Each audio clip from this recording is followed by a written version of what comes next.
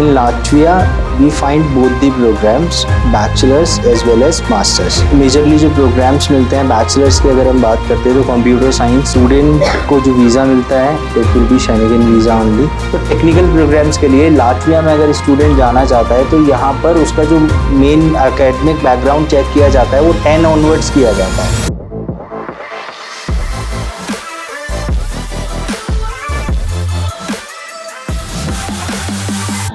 अगर हम इनटेक की बात करते हैं तो in Latvia we have 2 intakes. First one is September obviously and second one is Feb intake. September intake के लिए जो एप्लीकेशन से स्टार्ट हो जाते हैं वो लगभग अप्रैल से स्टार्ट हो जाते हैं और हम जून तक स्टूडेंट का अप्लाई कर सकते हैं.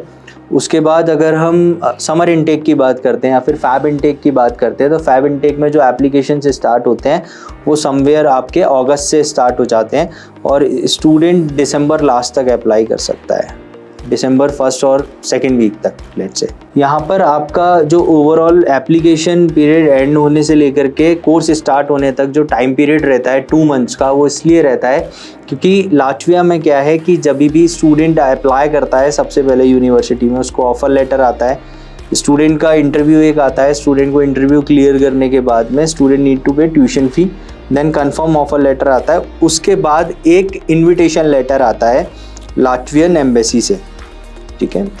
वहाँ से इन्विटेशन लेटर आने के बाद में फिर स्टूडेंट वीज़ा के लिए फ़ाइल कर सकता है. तो वो इन्विटेशन लेटर आने में जो लगभग टाइम लग जाता है वो समवेयर अराउंड 20 days से 1 month तक का टाइम लग जाता है. उसके बाद student will going to file for visa application. अब वीज़ा एप्लीकेशन में जो general scenario as we have in other European countries, 3 years of ITR of sponsor, 6 month of bank statement.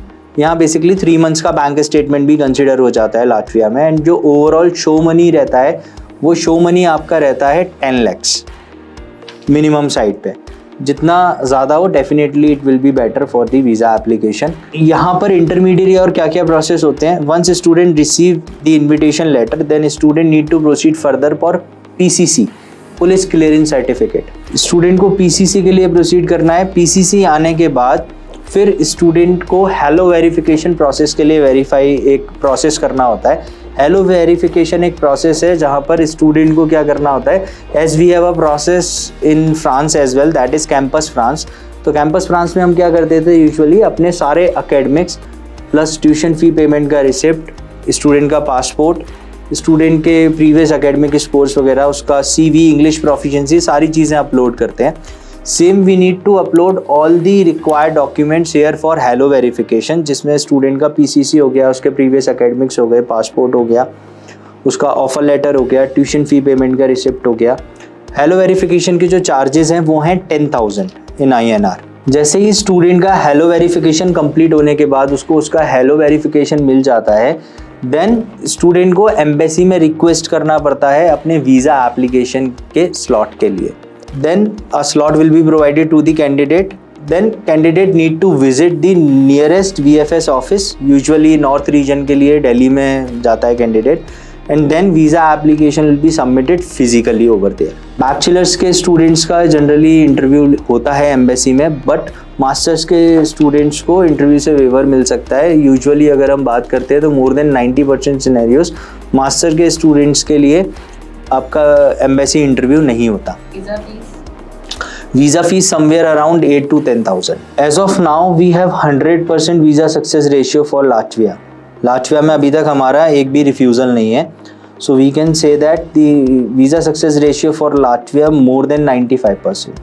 The rest 5% solely depends on the candidate interview, the kind of documents or like kind of visa justification letter student need to submit over there.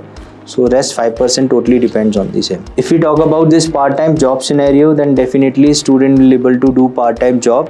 Again same as 20 hours in a week, where a student will be getting 9 to 12 euros or 15 euros on an hour basis. And cost of living remains same as Italy. आपका जो overall year का cost of living रहता है Latvia में, that will cost somewhere around 6,000 euros on a year basis. Accommodation की अगर हम बात करते हैं तो शेयरिंग अकोमोडेशन स्टूडेंट को 300 euros to 400 euros में मिल जाता है. इंडिविजुअल अकोमोडेशन की बात करते हैं तो 400 euros to 600 euros में student can accommodate in an individual apartment itself. Rest 200 Euros around उसके लगते हैं जो एक्स्ट्रा एक्सपेंसेस होते हैं, लाइक ट्रांसपोर्टेशन हो गया, फूडिंग एक्सपेंसेस हो गए, उसका मोबाइल बिल हो गया, इंटरनेट एक्सपेंसेस हो गए। तो इसमें लगभग 150 to 200 Euros on a month basis के एक्सपेंसेस आते हैं। ठीक है, अब बात करते हैं रेजिडेंस परमिट की। जितनी भी यूरोपियन कंट्रीज़ हैं, एज वी नो कि जब स्टूडेंट का वीज़ा लग जाता है तो स्टूडेंट को रेजिडेंस परमिट के लिए फ़ाइल करना होता है। तो रेजिडेंस परमिट के लिए यहाँ पर बेसिकली क्या करना होता है, जब स्टूडेंट लाटविया में लैंड कर जाता है उसके बाद उसको अपना फिज़िकल एनरोलमेंट प्रोसेस करना है।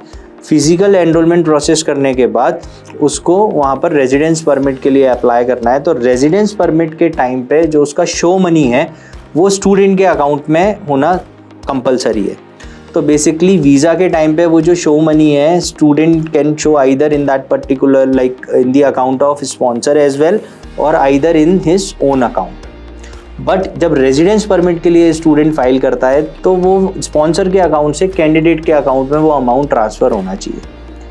तो जनरली हम सजेस्ट कर सकते हैं स्टूडेंट को इनिशियली कि जब वीज़ा के लिए भी वो अप्लाई करता है तो स्पॉन्सर के अकाउंट से वो अमाउंट ट्रांसफ़र करा ले अपने खुद के अकाउंट में, और वो अमाउंट आपका रेजिडेंस परमिट फाइल करते टाइम तक वो उसके अकाउंट में रहेगा। जब रेजिडेंस परमिट फाइल कर लेगा तो फिर स्टूडेंट वो अमाउंट विड्रॉ कर सकते हैं। 10,000 यूरोस मतलब 10 लाख मिनिमम।